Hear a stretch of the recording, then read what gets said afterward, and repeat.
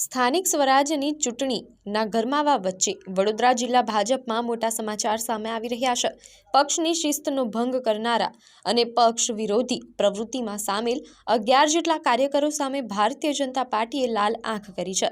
ગુજરાત પ્રદેશ ભાજપ અધ્યક્ષની સૂચના બાદ વડોદરા જિલ્લા ભાજપ પ્રમુખ ડોક્ટર બીજે બ્રહ્મભટ્ટ દ્વારા આ તમામ 11 કાર્યકરોને આગામી 5 વર્ષ માટે પક્ષમાંથી સસ્પેન્ડ કરવામાં આવ્યા છે।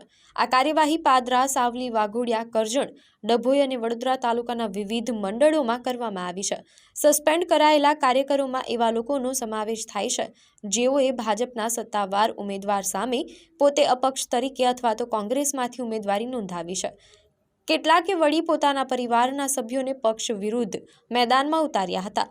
પાદરાના નરસિંહભાઈ પટેલ, વાઘોડિયાના વિશાલ પરીખ અને સાવલીના આકાશ પટેલ સહિતના જવાબદાર હોદ્દેદારો પર પક્ષે કડક પગલાં લીધા છે। ચૂંટણી ટાણે જ પક્ષમાં બળવો કરનારા તત્વો સામેની આ કાર્યવાહીથી વડોદરાના રાજકીય આલમમાં ભારે ખળભળાટ મચી ગયો છે।